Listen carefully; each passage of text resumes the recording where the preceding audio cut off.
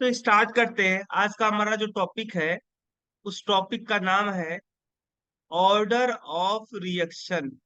Order of reaction. Order of reaction. ठीक है। तो ऑर्डर ऑफ रिएक्शन को हम कैसे डिफाइन करेंगे? तो ऑर्डर ऑफ रिएक्शन को डिफाइन करने के लिए हम बोलेंगे the sum of the sum of power of concentration. The sum of power of concentration term concentration term involve in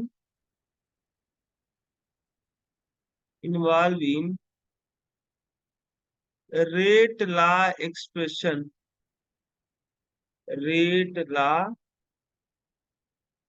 expression। rate law expression equation. ठीक है।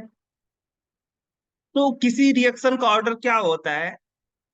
The sum of power of concentration term. जो concentration term के ऊपर जो power होता है, उन सभी पावर का आप समेशन कर दोगे तो क्या आपको मिलेगा? किसी रिएक्शन के लिए ऑर्डर ऑफ रिएक्शन मिल जाएगा। ठीक है। फिर से बस समझो, ऑर्डर ऑफ रिएक्शन क्या होता है। तो जब आप किसी केमिकल इक्वेशन के लिए रेट लॉ लिखते हो, तो उस रेट लॉ में जो इन्वॉल्व कंसंट्रेशन टर्म आता है, उसके ऊपर जितना भी पावर होता है, सारे पावर का समेशन किसके इक्वल होगा? ऑर्डर ऑफ रिएक्शन के इक्वल होगा। ठीक है। जैसे suppose that let us consider N chemical equation in which A and B reactant combine with each other and form product C and D। मान लो A के N1 मोल है, N मोल है। A के कितने मोल है? चलो स्मॉल ए मान लो। क्या मान लो? स्मॉल ए। और बी रिएक्टेंट के स्मॉल बी मोल है। रिएक्टेंट सी के स्मॉल सी मोल है। और रिएक्टेंट डी के स्मॉल डी मोल है। तो अब इस इक्वेशन के लिए अगर मुझे रेट लॉ लिखना हो, रेट लॉ एक्सप्रेशन लिखना हो, तो कैसे लिखोगे? तो आप जानते हो, according to law of mass action. किसके according? According to according to law of mass action. Law of mass law of mass action क्या बोलता है? लॉ ऑफ मास एक्शन बोलता है किसी भी रिएक्शन का जो रेट होता है, the rate of any reaction are directly proportional to concentration of reactant to raise power sum. Law of mass action बोलता है किसी भी रिएक्शन का जो रेट होता है, वह रिएक्टेंट के कंसंट्रेशन के प्रोडक्ट के प्रोपोर्शनल होता है। जैसे आप सपोज दैट यही रिएक्शन आपने कंसीडर किया था, इस रिएक्शन के लिए आपको रेट का एक्सप्रेशन लिखना है। तो आप जानते हो कि according to law of mass action के अकॉर्डिंग इस रिएक्शन का जो रेट होगा, वो किसके प्रोपोर्शनल होगा? Concentration of reactant. तो रिएक्टेंट कौन कौन है? एक रिएक्टेंट ए है और दूसरा रिएक्टेंट बी है। तो जितने भी रिएक्टेंट होंगे, सारे रिएक्टेंट के कंसंट्रेशन का प्रोडक्ट आप कर दोगे। और साथ ही साथ इस कंसंट्रेशन टर्म के ऊपर एक पावर होगा। अब वो जरूरी नहीं पावर होगा जो यहाँ पे स्टाइक्योमेट्रिक कोफिशिएंट लिखा हुआ है। अब ए के ऊपर कितना पावर होगा? जरूरी नहीं कि जो स्टाइक्योमेट्रिक कोफिशिएंट आपका यहाँ पे लिखा हुआ है। क्या लिखा हुआ है यहाँ पे? जो लिखा हुआ है स्टाइक्योमेट्रिक कोफिशिएंट स्मॉल ए यहाँ पे होगा, ऐसी कोई गारंटी नहीं है। ठीक है। और बी के ऊपर जो पावर होगा, अगर आप ये सोचते हो कि बी का जो स्टोइकियोमेट्रिक कोफिशिएंट है वही यहाँ पे पावर होगा, ऐसा भी जरूरी नहीं है। लेटस कंसीडर, लेटस कंसीडर, मानो, मान लो कि ए के ऊपर जो पावर है, मतलब let's consider for this reaction, for this reaction, ये जो आपका गिवन रिएक्शन है, इस रिएक्शन के लिए let us consider for this reaction the rate depend on concentration, concentration, the rate depend on power of power m, power m, depend on power m with respect to, with respect to a, and depend on power n with respect to b। कहने का मतलब क्या है? कहने का मतलब है, मान लो कि इस रिएक्शन का जो रेट है वह ए के पावर एम पे डिपेंड करता है। ए के रिस्पेक्ट में कितने पावर पे डिपेंड करता है? एम पावर पे डिपेंड करता है। और बी जो रिएक्टेंट है, इसके रिस्पेक्ट में इस रिएक्शन का जो रेट है वो पावर एन डिपेंड करता है। तो अगर आप बात करोगे कि इस रिएक्शन के लिए ऑर्डर कितना होगा, तो ऊपर वाला डिफिनीशन आप पढ़िए। ऊपर वाला डिफिनीशन क्या बोल रहा था? देखो, अब अब प्रोपोर्शनल साइन हटाओगे तो क्या लगाओगे? यहाँ पे प्रोपोर्शनल साइन हटाते हो तो कोई ना कोई आपको कांस्टेंट लगाना पड़ता है। तो इस तरीके का यहाँ पे एक कांस्टेंट हमने लगा दिया के, जिससे आप बोलते हो रेट कांस्टेंट। ये आपने किसी भी रिएक्शन के लिए रेट ला एक्सप्रेशन कैसे लिखा जाता है ये हम सीख चुके हैं, ठीक है। तो रेट कांस्टेंट के क्या है यहाँ पे? रेट कांस्टेंट, और बी पे पावर एन हो गया। तो this is rate law expression for this reaction. इस रिएक्शन के लिए रेट ला एक्सप्रेशन इस तरीके से लिखा जाएगा। तो इस रिएक्शन का जब ऑर्डर आप पूछोगे, ऑर्डर कैसे निकलेगा आपका? ऑर्डर निकालने के लिए आपको क्या करना पड़ेगा? The sum of power of concentration term. इस रेट ला एक्सप्रेशन में जो कंसंट्रेशन टर्म आया है, इस कंसंट्रेशन टर्म का जितने भी पावर हैं, उस सारे पावर का summation, sum of power of concentration term. Concentration term के ऊपर जो पावर है सभी का समेशन कर दोगे, वही क्या होगा? आपका ऑर्डर ऑफ रिएक्शन होगा। तो इस रिएक्शन के लिए ऑर्डर क्या होगा? एक रिएक्टेंट का कंसंट्रेशन जो है उसके पावर कितना है? एम है, और समेशन मुझे करना है प्लस, और बी जो रिएक्टेंट है, बी रिएक्टेंट के रिस्पेक्ट में बी के कंसंट्रेशन के ऊपर कितना पावर एन है। तो इस रिएक्शन का ऑर्डर क्या होगा? M plus n. पूरे रिएक्शन का जो ऑर्डर होगा वो क्या होगा? एम प्लस एन होगा। अगर आप ये पूछते हो कि ये जो रिएक्शन है, इस रिएक्शन का जो रेट है वह ए के रिस्पेक्ट में कैसे डिपेंड करता है, तो ए के रिस्पेक्ट में पावर एम पे डिपेंड करता है, पावर एम पे डिपेंड करता है। और बी के रिस्पेक्ट में किस पावर पे डिपेंड करता है? तो एन पावर पे डिपेंड करता है इस रिएक्शन का रेट, ठीक है। और ओवरऑल रिएक्शन का जो रेट ऑर्डर होगा, ए के रिस्पेक्ट में ऑर्डर कितना है? ए के रिस्पेक्ट में ऑर्डर एम है, और बी के रिस्पेक्ट में ऑर्डर कितना है? एन है। और पूरे होल रिएक्शन के लिए जो ऑर्डर होगा वो, उसका ऑर्डर क्या होगा? एम प्लस एन, ठीक है। तो आपको समझ में आ गया होगा कि रेट ला एक्सप्रेशन जब किसी रिएक्शन के लिए आप लिखते हो तो उसमें इन्वॉल्व जो कंसंट्रेशन टर्म होता है, उसके ऊपर जितना भी पावर होता है सारे पावर का समेशन कर दो, क्या मिल जाएगा आपको? Rate, sorry, order of reaction मिल जाएगा आपको, ठीक है।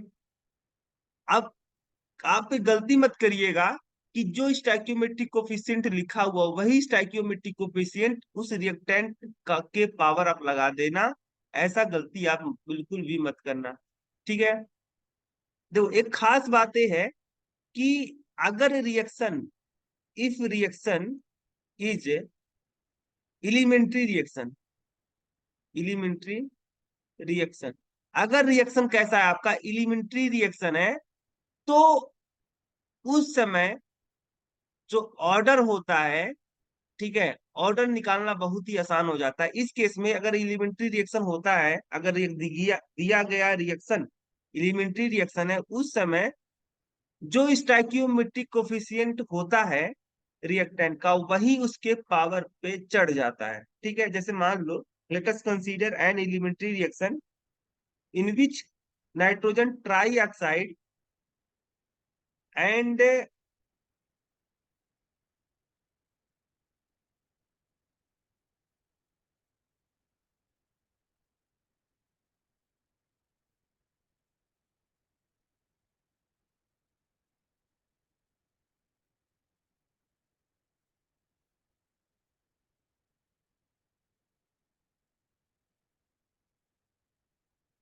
मान लो कोई एलिमेंट्री रिएक्शन है आपका इस तरीके का, कि जिसमें क्या हो रहा है, नाइट्रिक ऑक्साइड और ओजोन आपस में मिल करके क्या बना रहे हैं, नाइट्रोजन डाइऑक्साइड प्लस ऑक्सीजन बना रहे हैं। अब आपको बता दिया गया है कि ये रिएक्शन किस टाइप का रिएक्शन है, एलिमेंट्री रिएक्शन है। अब जब एलिमेंट्री रिएक्शन बोल दिया गया है, तो जब आप रेट लिखोगे, तो रेट आपको पता है, रेट किसके प्रोपोर्शनल होता है, कंसंट्रेशन ऑफ रिएक्टेंट। तो रिएक्टेंट कौन कौन है, एक आपका नाइट्रिक ऑक्साइड है, दूसरा कौन है, ओजोन है। अब नाइट्रिक ऑक्साइड के कंसंट्रेशन टर्म के ऊपर कितना पावर आएगा, तो चूंकि ये रिएक्शन किस टाइप का रिएक्शन है, एलिमेंट्री रिएक्शन है, इस एलिमेंट्री रिएक्शन के लिए क्या होता है कि जो स्टोइकियोमेट्रिक कोएफिशिएंट होता है रिएक्टेंट का, वही उसके पावर पे लग जाता है। तो इसका पावर क्या होगा, 1 होगा, और इसके आगे कितना है, 1 है, यानी स्टोइकियोमेट्रिक कोएफिशिएंट ओजोन का कितना है, 1 है, तो इसके पावर भी 1 हो जाएगा। बट यही रिएक्शन अगर अगर यही रिएक्शन आपको कह दिया जाता कि ये रिएक्शन कॉम्प्लेक्स रिएक्शन है, तब इस केस में आप ऐसा नहीं लिख सकते थे कि जो स्टोइकियोमेट्रिक कोएफिशिएंट होता वही स्टोइकियोमेट्रिक कोएफिशिएंट पावर के रूप में आप नहीं लगा सकते थे। ठीक है, एक केस ऐसा तभी होता है जब आपका दिया गया रिएक्शन कैसा रिएक्शन होता है, एलिमेंट्री रिएक्शन होता है, अदरवाइज ऐसा नहीं होता है। ठीक है, कि आप जो स्टोइकियोमेट्रिक कोएफिशिएंट है वही पावर आप उस रिएक्टेंट के ऊपर लगा दोगे, ऐसा नहीं आप कर पाओगे अगर रिएक्शन आपका कैसा है, कॉम्प्लेक्स रिएक्शन है। ठीक है,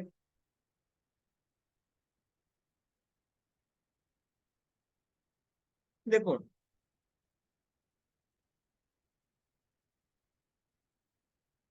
अब हम कुछ फैक्ट के बारे में बात करेंगे अबाउट ऑर्डर से, किसी रिएक्शन के ऑर्डर से संबंधित हम कुछ फैक्ट के बारे में बात करेंगे। पहला फैक्ट आपका ये है,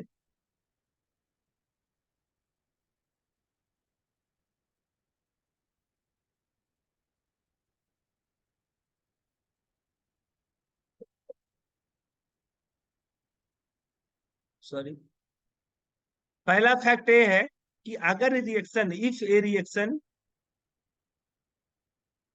complete in more than one step, in more than one step, ऐसा कौन सा रिएक्शन है जो एक, जिसको कंप्लीट होने के लिए एक से ज्यादा स्टेप लगते हैं, तो ऐसा रिएक्शन है, ऐसा कौन सा रिएक्शन होता है, कॉम्प्लेक्स रिएक्शन होता है, complex reaction.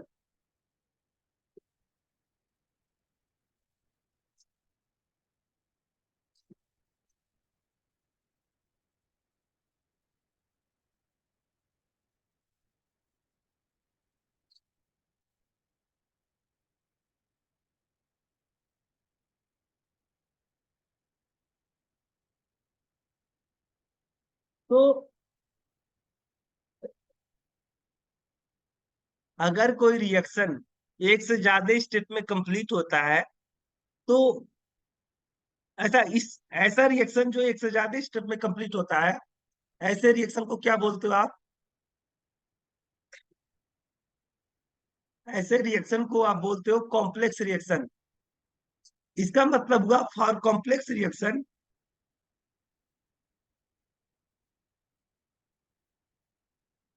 For complex reaction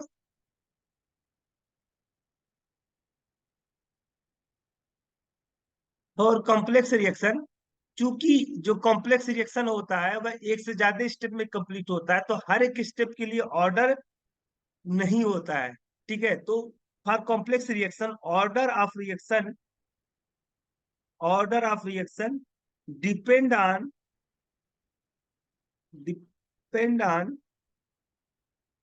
slowest step slowest slowest step slowest step. किसी कॉम्प्लेक्स रिएक्शन का जो ऑर्डर होता है, उस कॉम्प्लेक्स रिएक्शन में इन्वॉल्व जितने भी स्टेप होते हैं, उन सारे स्टेप में से जो सबसे स्लो स्टेप होगा, जो सबसे तेजी से रन करे, सबसे कम तेजी से रन करेगा, सबसे स्लो चलेगा, वही स्टेप का जो ऑर्डर होगा वही पूरे कॉम्प्लेक्स रिएक्शन के लिए क्या होगा, ऑर्डर कहलाता है। जैसे मान लो, लेट अस कंसीडर कि आपका एक कॉम्प्लेक्स रिएक्शन है। ठीक है, कोई कॉम्प्लेक्स रिएक्शन है। अब वो कॉम्प्लेक्स रिएक्शन इस तरीके का है कि ए और बी आपस में मिल करके क्या बना रहा है, C+D बन रहा है। अब चूंकि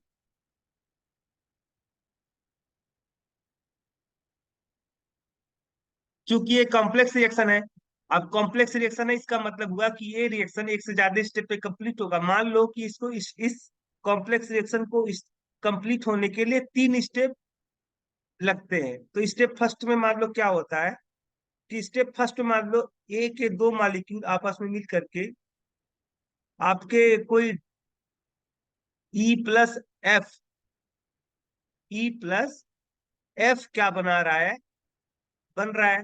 तो स्टेप फर्स्ट में क्या हो रहा है, दो रिएक्टेंट ए के 2 मॉलिक्यूल आपस में रिएक्ट करके ई और एफ बना रहे हैं, और वापिस से ई जो है आपका बी के साथ कंबाइन करके क्या बना रहा है, सी बना रहा है और प्लस जी बना रहा है। और तीसरे वाले स्टेप में क्या हो रहा है, एफ एफ कंबाइन कर रहा है विथ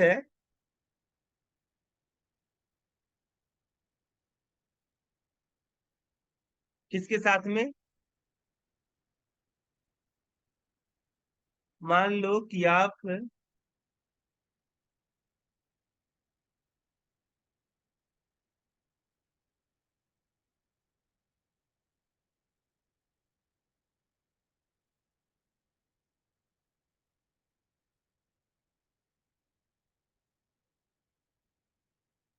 मान लो एफ क्या है, वापिस से जो जी प्रोडक्ट बना है इन स्टेप सेकेंड में जो जी बना है, उस जी के साथ में कंबाइन करके क्या बना रहा है, A+D बना रहा है।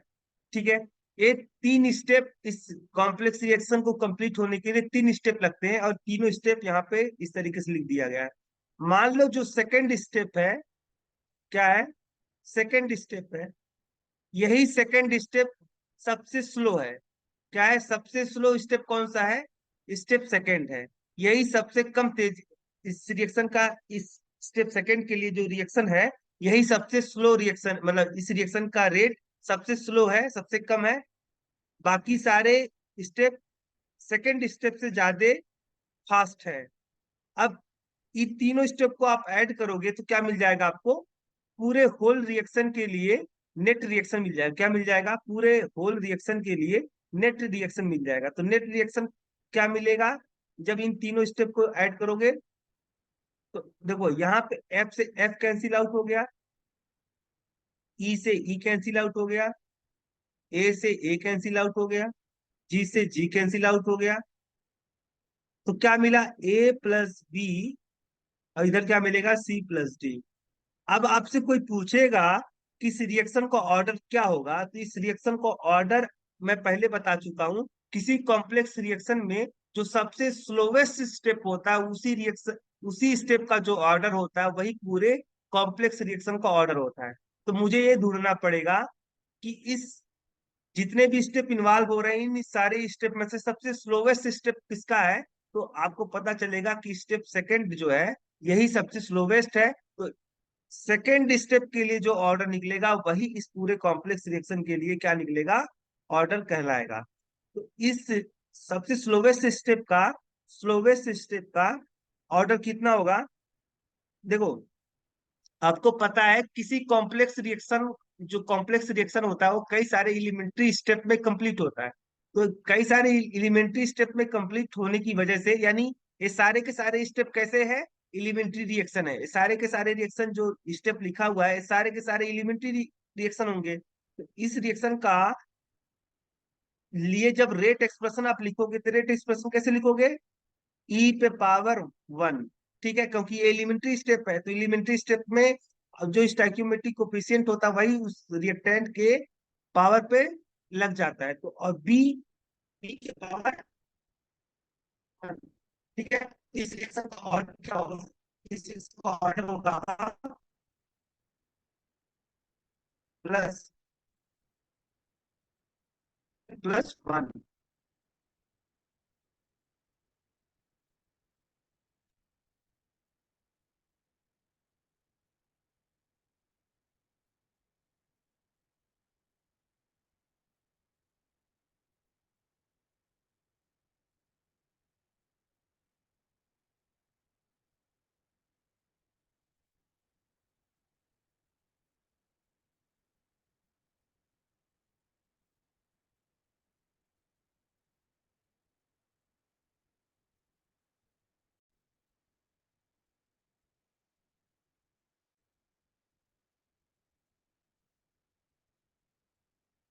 तो स्लोएस्ट स्टेप था, इस स्लोएस्ट स्टेप के ऑर्डर आप निकालोगे तो कैसे निकलेगा? इस सुपर सिस्टम का सब जो ऑर्डर मिलेगा, तो इसके पावर 1 है और इसके पावर 1 है, तो 1 प्लस 1 सारे पावर कंसंट्रेशन, जितने भी कंसंट्रेशन टर्म है उस सारे कंसंट्रेशन टर्म का पावर होगा, उसको आपको क्या करना पड़ेगा? करना पड़ेगा, तब जाके निकलेगा ऑर्डर। तो इस रियल स्टेप सेकंड का स्टेप सेकंड में जो रिएक्शन इन्वॉल्व है, इस सेकंड स्टेप के लिए ऑर्डर कितना निकल के आया? 2। इसका मतलब हुआ इस पूरे कॉम्प्लेक्स रिएक्शन के लिए ऑर्डर कितना होगा? 2 होगा। क्यों? क्योंकि मैं बता चुका हूं कि जो कॉम्प्लेक्स रिएक्शन होता है, कॉम्प्लेक्स रिएक्शन का ऑर्डर किस पे डिपेंड करता है? सबसे स्लोवेस्ट स्टेप पे डिपेंड करता है। तो जो सबसे स्लोवेस्ट स्टेप होगा उसका जो ऑर्डर होगा वही पूरे कॉम्प्लेक्स रिएक्शन के लिए ऑर्डर का काम करेगा। ठीक है। और एक चीज और, second fact, for elementary reaction, for elementary reaction order is equal to molecularity. अगर कोई रिएक्शन अगर कोई रिएक्शन आपका एलिमेंट्री रिएक्शन है, इसका मतलब ऐसा रिएक्शन जो एक ही स्टेप में कंप्लीट हो जा रहा है, ऐसे रिएक्शन के लिए जितना ऑर्डर होता है उतना ही मॉलिक्यूलरिटी होता है। जैसे मान लो कि यही है, जैसे मान लो कि आपका नाइट्रिक ऑक्साइड और ओजोन आपस में कंबाइन कर रहे हैं, क्या बना रहा है? Nitrogen dioxide plus O2। तो इस रिएक्शन के लिए जब ऑर्डर आप रेट एक्सप्रेशन लिखोगे तो कैसे लिखोगे? चूंकि ये रिएक्शन कैसा रिएक्शन है? एलिमेंट्री रिएक्शन है। इसका मतलब हुआ कि यहाँ पे law of active mass action लगाओगे तो rate will be directly proportional to concentration of nitric oxide and concentration of ozone. अब इनके पावर क्या होगा? पावर, अब देखो, पावर तो वैसे एक्सपेरिमेंटल तरीके से डिटरमाइन किया जाता है कि पावर कितना होगा, बट अगर आपका रिएक्शन एलिमेंट्री रिएक्शन है, तो एलिमेंट्री रिएक्शन के लिए जो स्टोइकियोमेट्रिक कोफिशिएंट होता है वही स्टोइकियोमेट्रिक कोफिशिएंट इसके पावर पे लग जाता है। क्योंकि ये रिएक्शन एलिमेंट्री रिएक्शन है, इसलिए इसका पावर क्या होगा? वही लग जाएगा जो यहाँ पे स्टोइकियोमेट्रिक कोफिशिएंट है। ऑर्डर क्या निकल के आएगा? यहाँ पे 2 निकल के आएगा। अब इस रिएक्शन की अगर मॉलिक्यूलरिटी की बात करोगे, तो कितने रिएक्टेंट मॉलिक्यूल पार्टिसिपेट कर रहे हैं? तो एक मॉलिक्यूल ऑफ नाइट्रिक ऑक्साइड और एक मॉलिक्यूल ऑफ ओजोन, यानी इसकी मॉलिक्यूलरिटी कितनी निकल के आई? मॉलिक्यूलरिटी 2 निकल के आई, और ऑर्डर कितना निकल के आया? 2 आया। तो देख रहे हो, मॉलिक्यूलरिटी और ऑर्डर सेम है फॉर दिस एलिमेंट्री रिएक्शन। तो किसी भी एलिमेंट्री रिएक्शन के लिए जितना ऑर्डर होता है उतनी ही मॉलिक्यूलरिटी होती है, बट कॉम्प्लेक्स रिएक्शन के लिए ऐसा नहीं होता है। ठीक है। थर्ड फैक्ट के बारे में बात करेंगे। तो थर्ड फैक्ट जो ऑर्डर के लिए है वो ये है।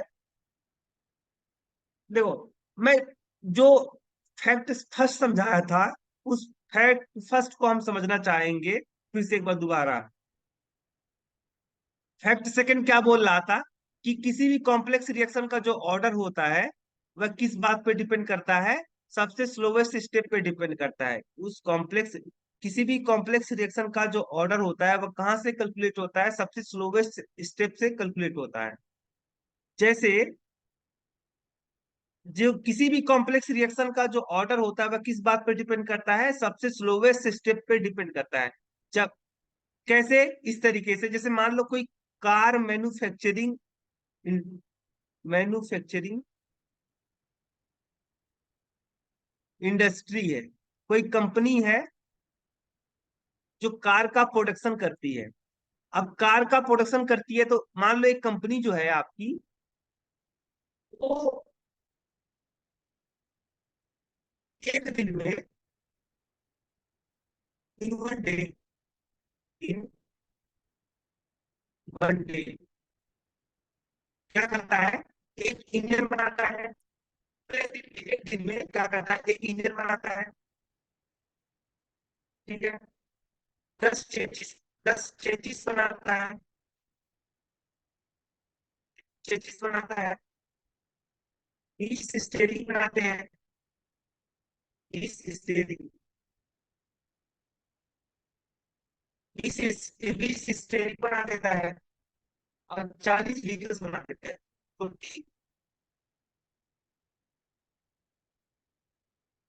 व्हीकल्स, 20, 20 व्हीकल्स नहीं, 20।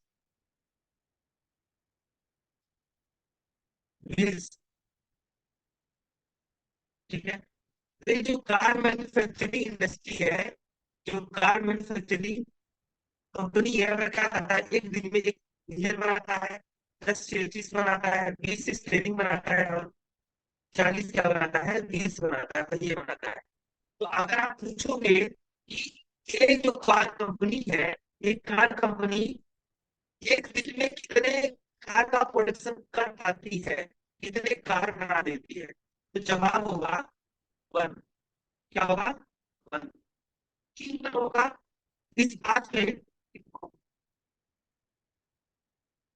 जब तक आपको पता है कार में इंजन नहीं होगा, तब तक कार कंप्लीट नहीं चलेगी। सोचो कि एक दिन में एक ही इंजन बना पा रहा है, 36 बना रहा है, 20 स्टेयरिंग बना रहा है, 40 व्हील्स बना रहा है। इसका मतलब किस चीज के प्रोडक्शन में लग रहा है? तो इंजन के प्रोडक्शन में, तीनों बनाने में सबसे ज्यादा समय लग रहा है। इसका मतलब उस इंजन के प्रोडक्शन का जो रेट है वो बहुत स्लो है। इससे इससे ज्यादा तेज इसको चेसिस बना ले रहा है, स्टेयरिंग बना ले रहा है, व्हील्स बना ले रहा है, सबसे तेज इससे तो बना रहा है, वही बना रहा है, स्टेयरिंग बना रहा है, बना रहा है, चेसिस बना रहा है। उससे भी तेजी से क्या बना रहा है? इंजन बना रहा है। तो इंजन जो है, इंजन बन रहा है और इसका जो रेट है वो सबसे स्लो है। इसका मतलब कार कार प्रोडक्शन कर पाएगी, ये कंपनी का इस बात पे डिपेंड करेगा कि कितने इंजन बना ले रहा है। क्योंकि जब तक इंजन बनेगा नहीं, अब 40 व्हील्स है, अब एक कार में 4 व्हील्स लगते हैं, इस हिसाब से तो 10 कार के लिए इसने पहिए बना लिए हैं। ठीक है। 20 स्टेयरिंग, 20 स्टेयरिंग का मतलब 20 कार के लिए बना लिया है। 10 चेचिस, एक कार में कितने चेचिस होते हैं? 2 चेचिस होते हैं। ठीक है, तो 2 चेचिस बना ले रहा है। सॉरी, हाँ, एक कार में 2 चेचिस होते हैं तो 5 कार के लिए इसने चेचिस बना लिया है और केवल एक कार के लिए एक इंजन बनाया है। ठीक है। देखो, अब क्या हुआ कि 10 कार तो प्रोडक्शन हो नहीं पाएगा, क्योंकि 10 कार के प्रोडक्शन के लिए, नहीं सॉरी, हाँ, 10 कार के प्रोडक्शन के लिए क्या चाहिए? 10 इंजन चाहिए। इंजन कितना बना है? एक ही इंजन बना है। 20 स्टेयरिंग के हिसाब से 20 स्टेयरिंग के हिसाब से 20 कार बनने चाहिए थे, लेकिन 20 कार नहीं बन पाएगी, क्योंकि 20 कार बनाने के लिए 20 इंजन चाहिए, जबकि एक ही इंजन बनाए, 10 चेसिस बने, इसके हिसाब से तो 5 कार बन जाने चाहिए, लेकिन इंजन कितना है, एक ही है। तो ओवरऑल यहाँ पे आपको ये पता चला कि जिस चीज का प्रोडक्शन सबसे स्लो होगा, वही क्या करेगा, वही डिसाइड करेगा कि कितना। अब जो केस आपने लिया है कार मैन्युफैक्चरिंग वाला, जो सबसे कम तेजी से बनेगा वही डिसाइड करेगा कि इस जो प्रोसेस है, ये प्रोसेस कितना, मतलब कितना तेजी से रन करेगा। तो इंजन के ऊपर डिपेंड करेगा कि कितने कार का मैन्युफैक्चरिंग हो पाएगा, क्योंकि कार इंजन बनने का जो रेट है, जो इंजन बनने का जो प्रोसेस है वो सबसे स्लो है। इसी कारण से कार का प्रोडक्शन किस बात पे डिपेंड करेगा, इंजन के फॉर्मेशन पे डिपेंड करेगा। तो वही सेम तरीके से यहाँ पे ऑर्डर ऑफ रिएक्शन में भी आपको ध्यान रखना पड़ता है। कॉम्प्लेक्स रिएक्शन में कई सारे स्टेप होते हैं, उन सारे स्टेप में से जो सबसे स्लोएस्ट स्टेप होता है, वही स्टेप क्या करेगा, डिसाइड करेगा कि रिएक्शन का ऑर्डर क्या होगा। ठीक है। तीसरा फैक्ट जो ऑर्डर ऑफ रिएक्शन के लिए है, तो ऑर्डर आपका एक्सपेरिमेंटली डिटरमाइन किया जाता है। कैसे डिटरमाइन किया जाता है, एक्सपेरिमेंटली, यानी जब किसी भी रिएक्शन का ऑर्डर डिटरमाइन करने के लिए आपको एक्सपेरिमेंट करना पड़ेगा और देखना पड़ेगा कि किस रिएक्टेंट के लिए रेट किस तरीके से डिपेंड करता है। ठीक है। ए ऑर्डर एक्सपेरिमेंटली डिटरमाइन किया जाता है, जबकि जो मॉलिक्युलरिटी थी, तो मॉलिक्युलरिटी थ्योरेटिकली डिटरमाइन आप कर लेते थे, थ्योरेटिकली डिटरमाइन कर लेते थे। बट ऑर्डर जो होता है वह किसी रिएक्शन के लिए एक्सपेरिमेंटल तरीके से डिटरमाइन किया जाता है। ऑर्डर एक्सपेरिमेंटली डिटरमाइन किया जाता है, थ्योरेटिकली डिटरमाइन नहीं किया जाता है। और जो ऑर्डर होता है वह पॉजिटिव भी हो सकता है, निगेटिव भी हो सकता है, जीरो भी हो सकता है और फ्रैक्शनल भी हो सकता है। ये चारों कंडीशन हो सकते हैं ऑर्डर के लिए। ठीक है। पॉजिटिव भी हो सकता है, जीरो भी हो सकता है, नेगेटिव भी हो सकता है और फ्रैक्शनल भी हो सकता है। जबकि मॉलिक्युलरिटी क्या थी, केवल केवल पॉजिटिव हुआ करती थी, ना तो निगेटिव हुआ करती थी, ना तो जीरो हुआ करती थी, ना तो फ्रैक्शनल हुआ करती थी। और मॉलिक्युलरिटी थ्योरेटिकली डिटरमाइन की जाती थी, जबकि ऑर्डर एक्सपेरिमेंटली डिटरमाइन किया जाता है। ठीक है।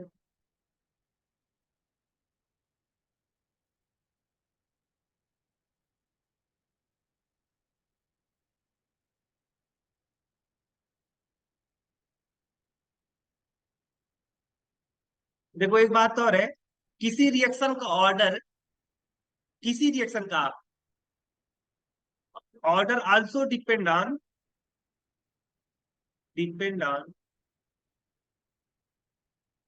Reaction condition. जिस रिएक्शन के लिए आप ऑर्डर निकाल रहे हो, उस रिएक्शन का ऑर्डर इस बात पर भी डिपेंड करता है कि रिएक्शन किस कंडीशन पे हो रहा है। जैसे मान लो हाइड्रोजन और ब्रोमीन को मिक्स कर दिया आपने और क्या बना, HBr बना, हाइड्रोजन ब्रोमाइड बना।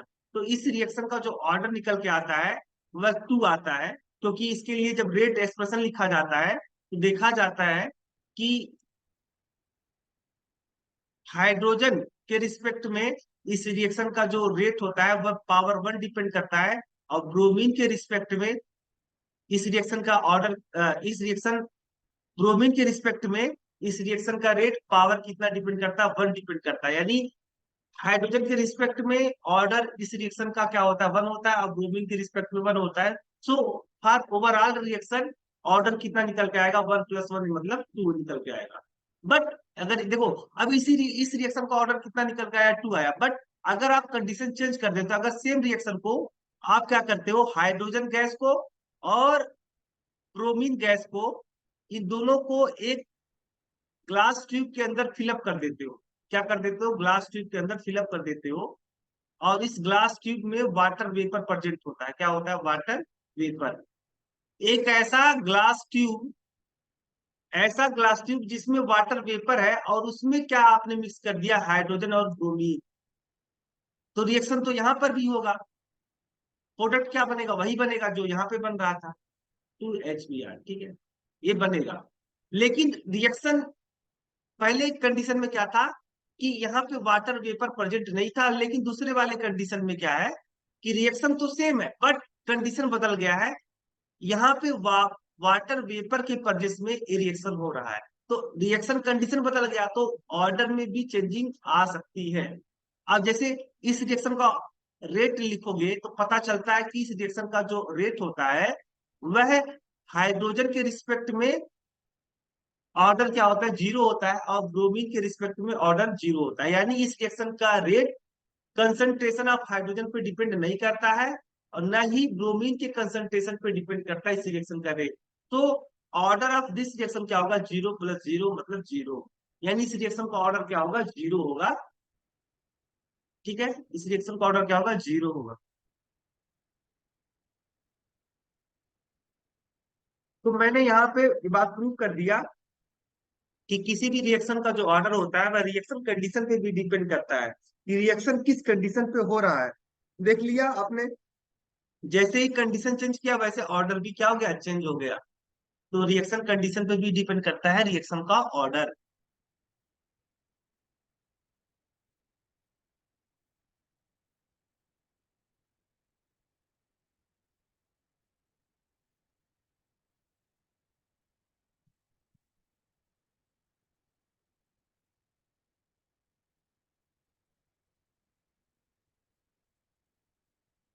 एक बात और है, चौथा फैक्टर, कि ऑर्डर और molecularity for same reaction, for same reaction में बी डिफरेंट, में बी डिफरेंट। ऐसा हो सकता है कि सेम रिएक्शन के लिए ऑर्डर और मॉलिक्यूलरिटी क्या हो सकती है, डिफरेंट हो सकती है। ठीक है, जैसे इसी रिएक्शन में देख लो, जब एक कंडीशन लग रहा था कि हाइड्रोजन और ब्रोमीन गैस को आपस में मिक्स करके आपस में मिक्स किया गया था इन ए ग्लास ट्यूब, और उस ग्लास ट्यूब में क्या प्रेजेंट था, वाटर वेपर। ठीक है, वाटर वेपर प्रेजेंट था, और क्या बन रहा था, प्रोडक्ट हाइड्रोजन ब्रोमाइड बन रहा था। तो इस रिएक्शन का जो अब आप ऑर्डर निकालते हो तो क्या मिलता है आपको, इस रिएक्शन का ऑर्डर जीरो निकल के आता है, और इस रिएक्शन की मॉलिक्यूलरिटी कितनी निकल के आती है, टू निकल के आती है। देख लिया, से रिएक्शन तो सेम है बट ऑर्डर और मॉलिक्यूलरिटी क्या हो गई, डिफरेंट हो गई। क्या हो गई, डिफरेंट। ऑर्डर जीरो था और मॉलिक्यूलरिटी टू था।